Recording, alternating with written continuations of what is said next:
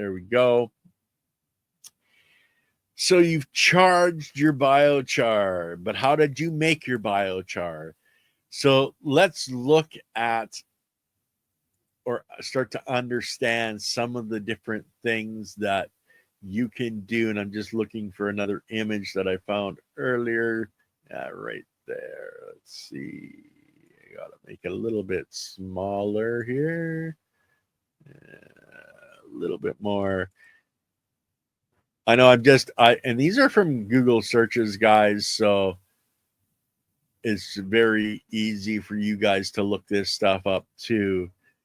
So here on the left-hand side here is a vessel, a cone-shaped vessel that you can make biochar with. Now, I don't know who sells this, and you know, there's a lot of different vessels that you can use, but you can literally dig this as a pit in the ground, and you're going to get a lot less oxygen at the bottom than the top. You start your fire in the bottom, it cooks up, it cooks up, it cooks up. You just keep adding. The stuff on the bottom all of a sudden has no oxygen and it starts to crystallize. That's what you want.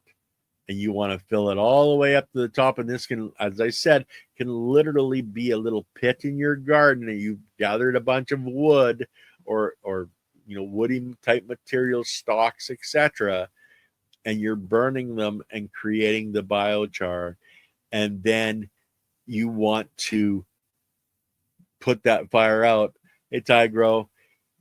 And this is where, when you're putting that out or quenching it, you would use those ceramic powders to help coat the biochar with these high heat substances that actually help with electrical conductivity and help the biology to proliferate in there. So this is one. Let's look up a TLUD. TLUD, which is top load updraft, and they're biochar kiln. Okay, so you're loading all this up. It's just a different way of doing biochar. Okay, and this is a good example of one here. Let's see, there's little ones here. So you can make these. There's a little one that looks like made out of paint cans. Okay, I've seen them made out of coffee cans. I've actually done it where I've taken a vessel and put wood chips in and put it into my fireplace when I'm burning my fireplace in the winter, and created biochar that way. There's many methods that you can use, and you can see somebody, you know, using it for cooking. You know, this one we've actually had Blue Sky Biochar on. This is one that you can purchase. You can purchase large ones. You can purchase small ones. There's a TLUD there.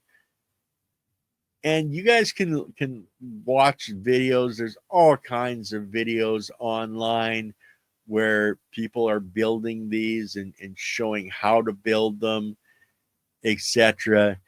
You do need to understand that there's some materials you don't want to use.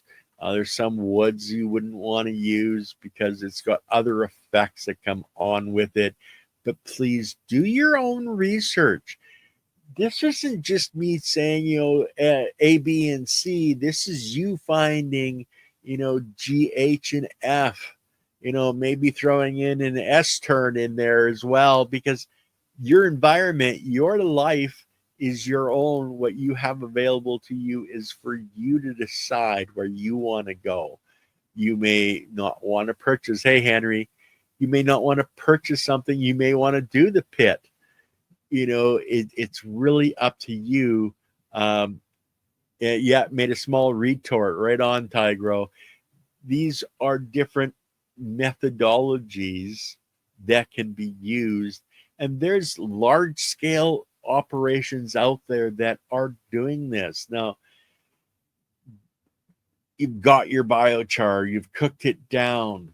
If you pick up a piece and drop it back in and it doesn't sound like glass tinkling, it's not done. It's not right. It should have that crystalline sound, where it's glass tinkling. You should be able to snap it, powder it, and it should not cling to your hands. You shouldn't have that black dust clinging to your hands. If you do, then you have to reevaluate. Think cake in the cup. I don't think I've said hi yet. So hi. You have to reevaluate your process and how you did it. Watch a couple of more videos, etc., and try again. Henry says, just need to work on capturing the wood vinegar now. And that's one of the other things, guys. If you do enough research, you'll see these people that have created a system that captures the components that are coming off of the act of pyrolysis, where you can literally catch wood vinegar. You can run a generator, a vehicle off of the gases coming off of burning.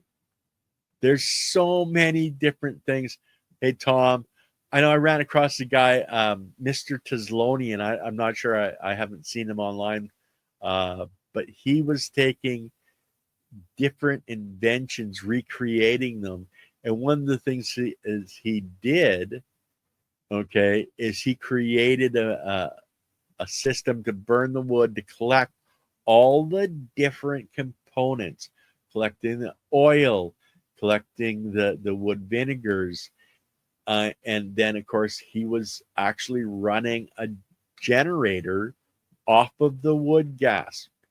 When gas was an issue back in the wars, the early wars, people were literally putting wood burning stoves, contraptions in the back of their trucks, their farm trucks, piping it in to their gasoline engine to run their engine. And so they still had the farm truck, even though they had no fuel, they had wood, and they were using that to power their engines. That's how much you can get off of burning wood. It's just a matter of setting it up where everything is captured, where you can capture that wood vinegar, which is a fantastic amendment for our gardens and our fields. So when you're using biochar, we covered where it basically comes from, a little bit of the history, how to make it, a little bit of that, and that's more research for you guys to do. I'm not going to just say do it in one particular way. We've talked a little bit about the other components that are there that you can capture depending on what you're building. We've, activated that char using different methods, and we talked about using different biology in that and burying it at different levels in your soil structure. What are the benefits other than that? We've talked about the quorum sensing, where it can literally create biology that isn't there and add it to your soil structure. We've looked at different things that were in terra preta. Now, the clay vessels that they found are also part of the components that were available to that biology. Now, I haven't really researched what the entails to really give you a quantitative answer on if you should be adding clay, pottery into your soil structure. other than if you're in a really um, dry environment, you can get the pots and bury the pots and put water in, and it'll uh, moisten your soil through the pots, and it really helps on evaporation. If you're in a hot, dry environment, you can put the water in the pot, and it's going to help to water your garden without having to top water, where you would be losing that to evaporation. Biochar in our gardens is fantastic, in our fields is fantastic. One thing we didn't look at is crushing. Now, guys, I've seen guys take sledgehammers to the biochar to help crush it. Commercial levels, they have big vacuums that they suck the char up, and it goes through a machine. It crushes it up, so it's more of a powder. Um, I've seen one guy, he let it, put it in a sack, and he started driving back and forth across it to break it up, because he didn't, his arm was getting sore from hammering it. There's all kinds of different methods to break up that char so that it's easier for you to, say, put into your compost. Okay. It can be tiny. You can have the larger pieces. It really depends on you. Now, if we look at Mother Nature and we look at a forest fire, we're getting that char created right there.